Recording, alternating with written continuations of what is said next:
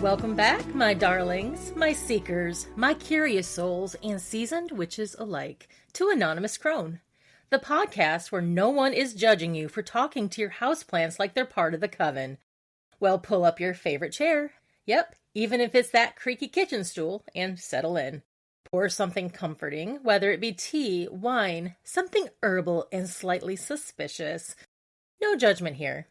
This is the space where we honor the old ways in a modern world, where intuition is trusted over trends, where the moon is more reliable than your group chat, and where we fully support lighting a candle for clarity, and maybe a little bit out of spite.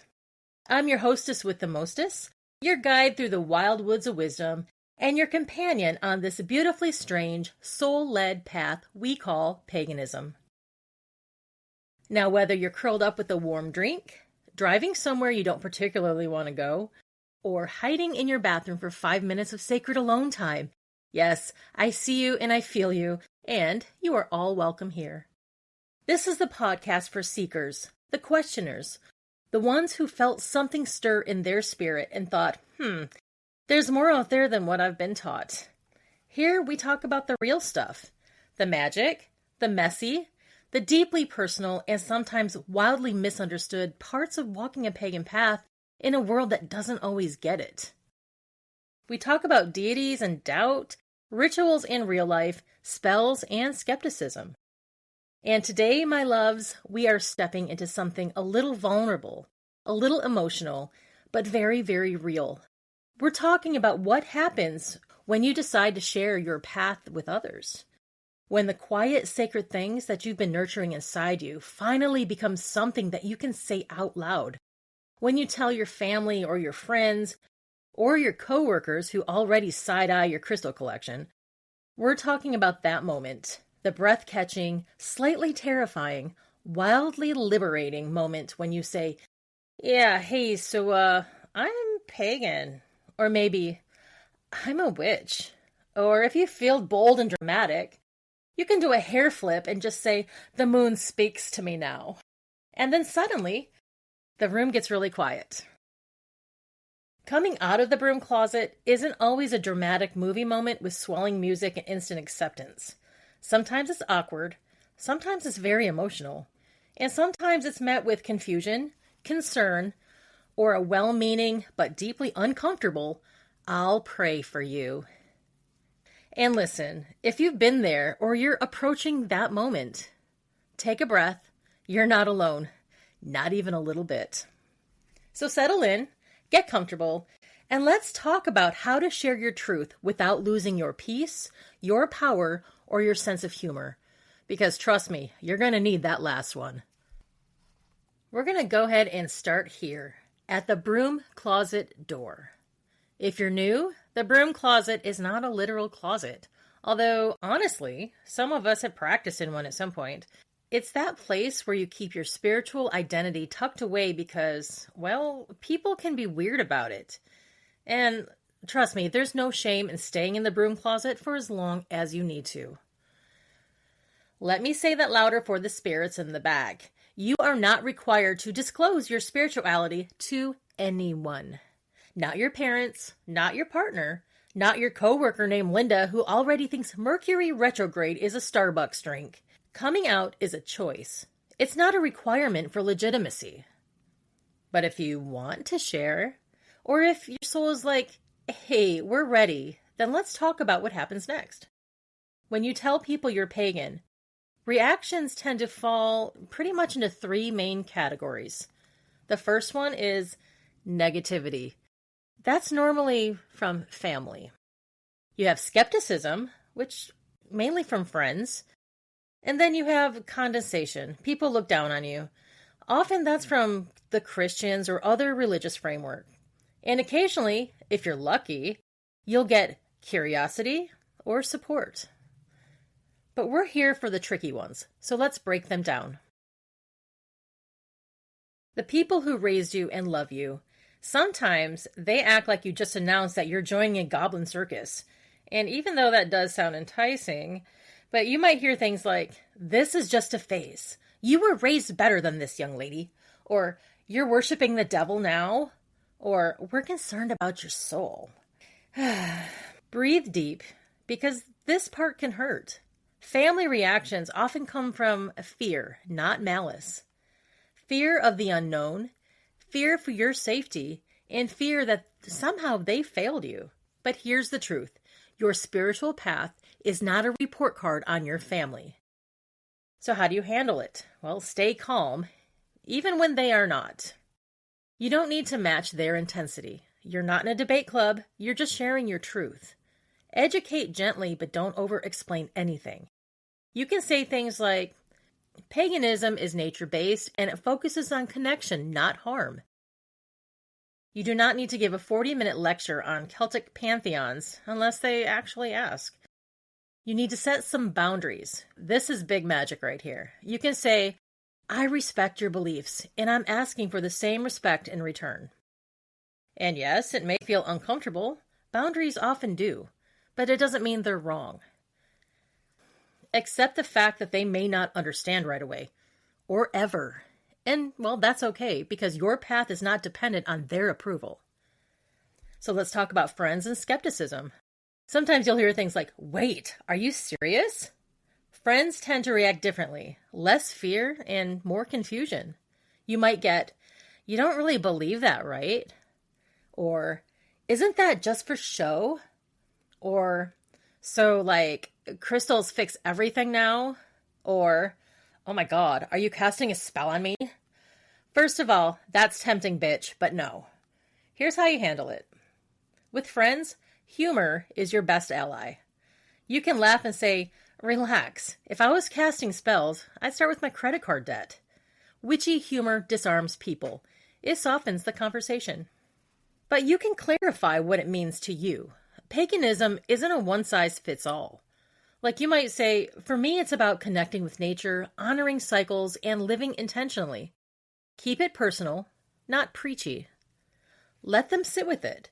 Sometimes people just need time to recalibrate their mental image of you.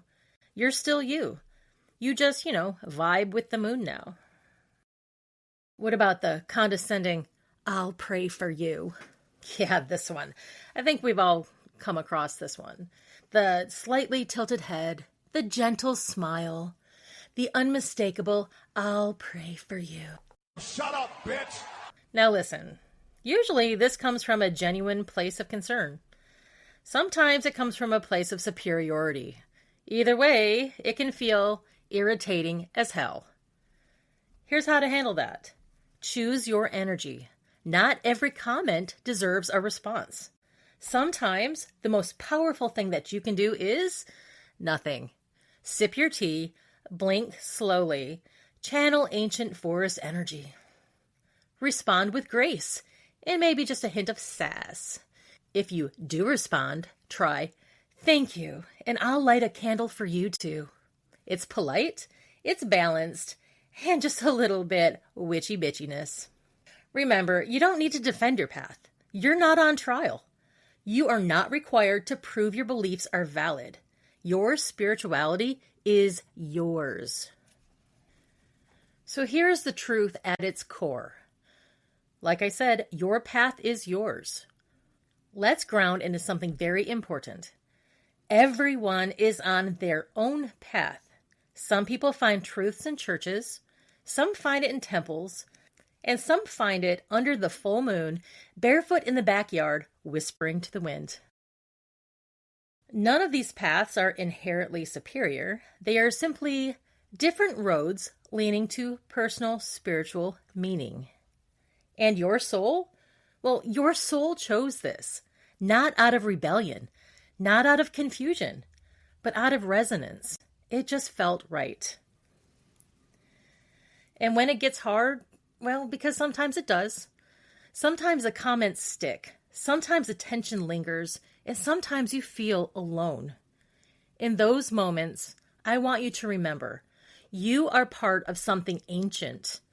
You are walking a path that has been walked for thousands of years by healers, by seers, wise ones, rebels, and quiet practitioners who lit candles in the dark and trusted what they felt.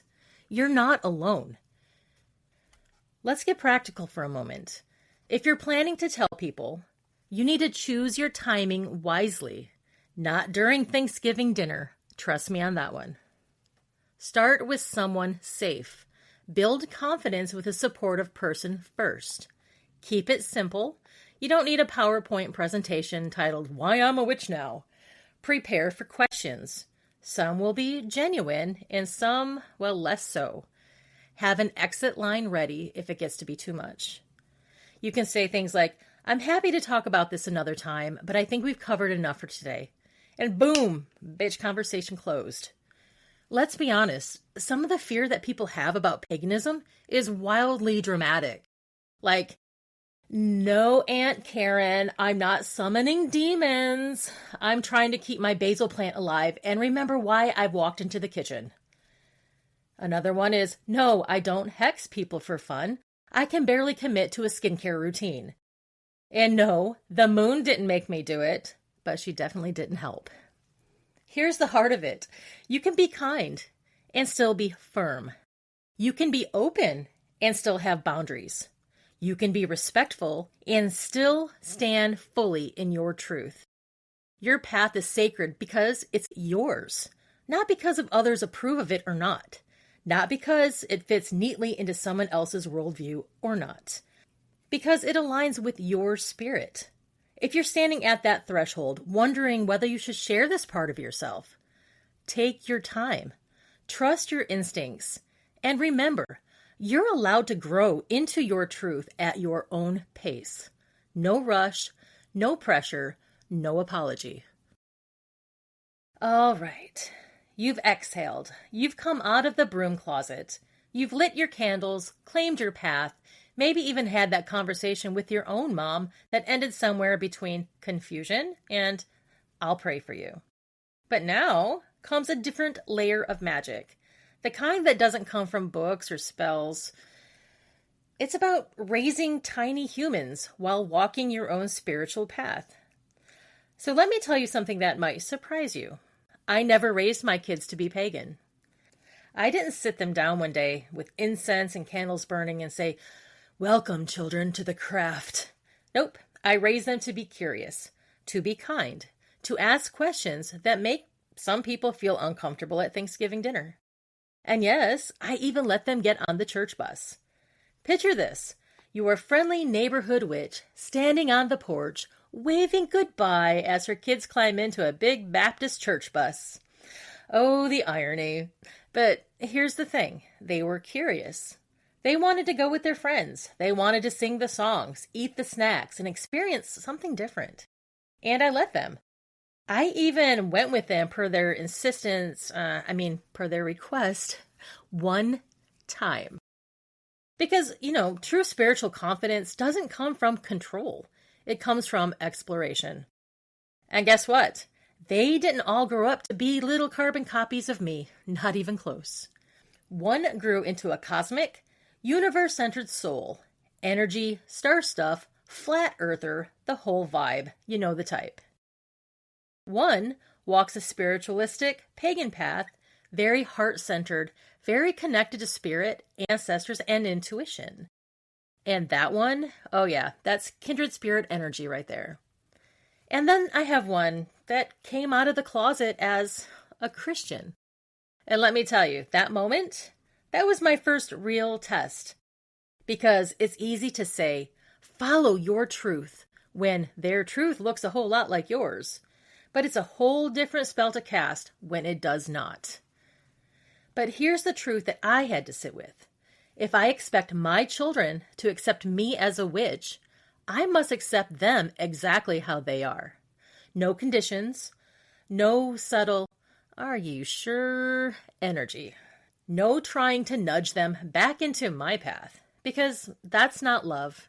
That's control dressed in spiritual robes.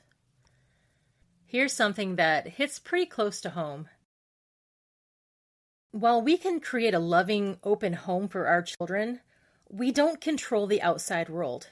And kids? Well, kids talk, and they occasionally drop things like, "Oh yeah, my mom's a witch." And sometimes they say that at school, at lunch, or in front of a kid named Wyatt whose mom leads Bible study on Wednesdays. The reactions can sting. Because sometimes it's curiosity, sometimes it's confusion, but a lot of times it's ridicule. And when your child comes home with that look on their face, the one that says their heart got bruised, yeah, that hits different. But here's what I learned to help them get through it. Validate their feelings first. Not everything needs to be a spiritual lesson right away. Sometimes they just need, yeah, honey, I know that sucks, and I'm sorry that happened. Give them language, not defenses. We're not raising warriors for debate club. We're raising grounded humans.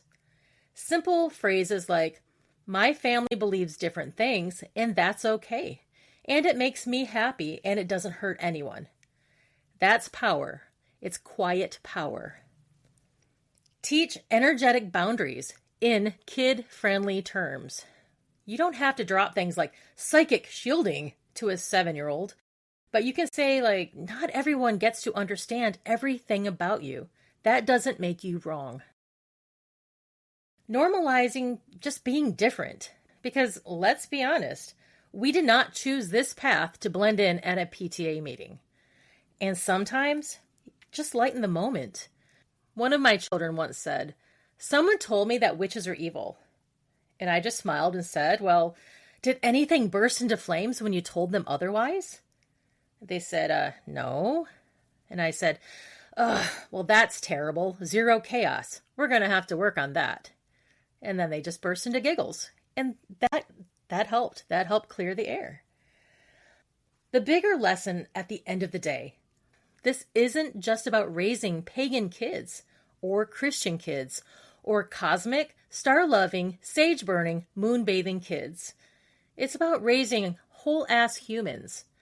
Humans who think for themselves, humans that respect others, that stand in their truth, and humans that don't crumble when someone else doesn't understand them.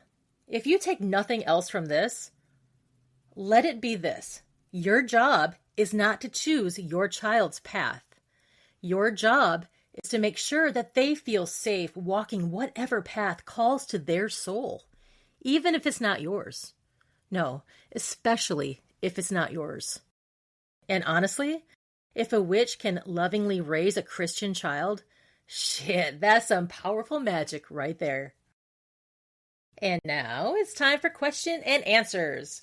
During this part of the pod, I will answer the questions that have been emailed or DM'd or sent via OWL. If you have any questions or comments or anything witchy you'd like to say, you can email me at acronepodcast@gmail.com. So today's question comes from Willow. Hello, Anonymous Crone. My name is Willow, not my real name for obvious reasons. I'm 18 and still living with my parents. About 5 or 6 months ago, I found Wicca, and it just clicked in a way that nothing else ever has. It feels like home to my soul. The problem is, my family is very Christian, and I haven't told them, and honestly I'm scared to. I'm afraid they'll react badly or even ask me to move out. I know logically that I don't have to tell anyone, but hiding such a big part of myself makes it really hard to practice. Do you have any advice on how to handle this? Willow. Sweet Willow, come sit by the fire for a moment. Let the kettle hum and your shoulders drop. You're far from alone in this. First, let me say this plainly and as lovingly as I can. You don't owe anyone your spirituality. Your path is yours. It's sacred and personal and not something that requires permission or even an announcement to be valid, especially when your safety or your housing or your stability could be at risk. Now, that being said, you've already discovered the real tension, haven't you? The heart wants to live openly, but the world doesn't always make it easy to do that. And yes, it can get tricky. Practicing quietly. This is called the invisible witch path. You can absolutely practice Wicca without anybody knowing. And many of us did once upon a time. Magic does not require a perfect altar. It lives in intention. A cup of tea becomes a ritual of grounding and blessing. A shower can become a cleansing rite. A walk outside becomes communion with the elements. A journal can become your book of shadows. A necklace or a ring can be a charged talisman. You just got to get creative. And nobody questions a candle. No one fears a deep breath. No one suspects a whispered intention. Your magic can be woven into the ordinary so seamlessly that it becomes invisible, but not less powerful. But let's go ahead and address that pull that you're feeling, the desire to be known. Yeah, that's real. That matters. But here's a little crone's wisdom. Timing is a spell too. You don't have to leap into a full confession. Instead, maybe test the waters. You can drop small things like casually mention, "So I've been learning about different spiritual paths lately," and just to see what your parents will say. Or you can just bring up a nature-based spirituality in a very neutral way. You can even ask them their opinions about meditation, energy, or even herbal remedies. Watch their reaction, not just what they say, but how they say it. Do they soften? Do they tighten up? Do they get curious or defensive? You're gathering information, and that's wisdom, not deception. If you do choose to tell them, if you begin to feel like it might be safe to, choose a very calm moment. Don't say it during an argument, trust me. Speak from your experience, not debate. You can say things like, "This makes me feel peaceful." Don't say things like, "This is right and you're wrong," because that's just going to stoke that argument. Just keep it simple. There's no need to explain every belief or label. But most importantly, have a plan for your safety. And I don't mean that to scare you. I say it because you're worth protecting. There is a season for being seen, and there's a season for growing roots in the dark. Right now, you're in a very liminal space, not quite independent, not quite under their authority either. It's uncomfortable, yeah, but it's also temporary. Your path is not less valid because it's quiet. Your magic is not weaker just because it's hidden. And you're not less of a witch because you are being careful. You are being wise.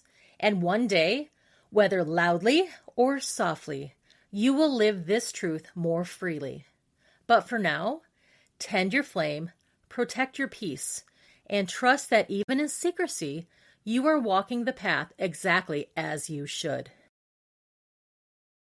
I hope this helps, Willow. Blessings to you, child. May the goddess guide your heart and steer your feet in the direction that feels right. Now it's time for today's guest spot, and our guest spot comes from Marissa. She's a truly beautiful soul whom I had the privilege of meeting and interviewing.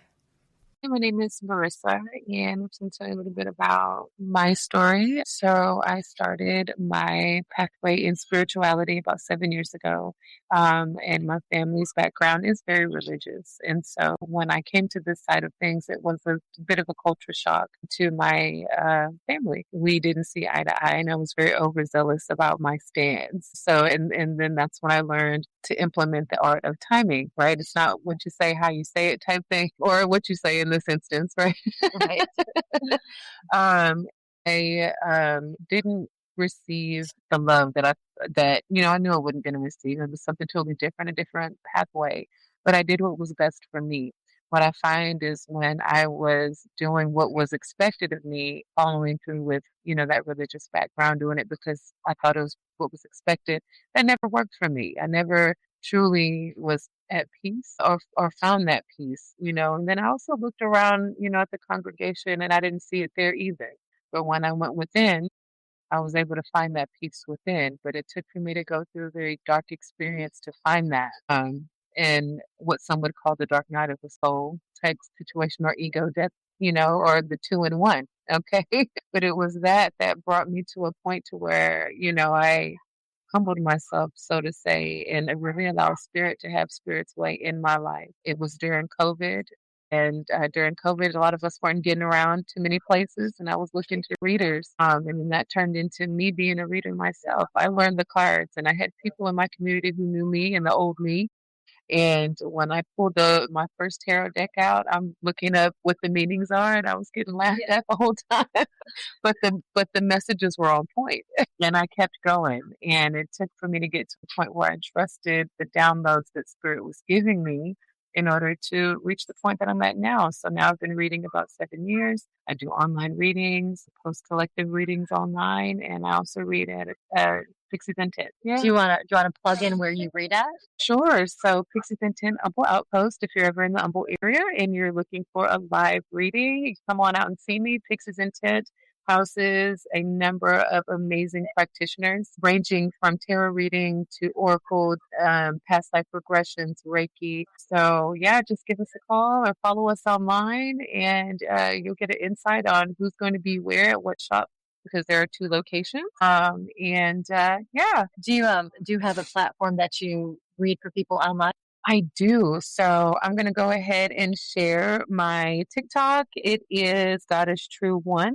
And for my Instagram, it's moon_goddess tarot 333. So I'd love to have you all part of my community as well. Is there anything else you'd like to add? I would say just take one day at a time, really get down. If you are into divination of any sort, or if you're really wanting to allow Spirit to have Spirit's way in your life and build that relationship with Spirit, you're going to have to, however it resonates with you, find some sort of meditative practice so that you can go within and really listen to the voice and the calling and be still while you do it. You can treat your shower as a portal. Speak to your water. Water holds frequency. That is now a portal. Open that up and get in there, and Spirit will meet you halfway.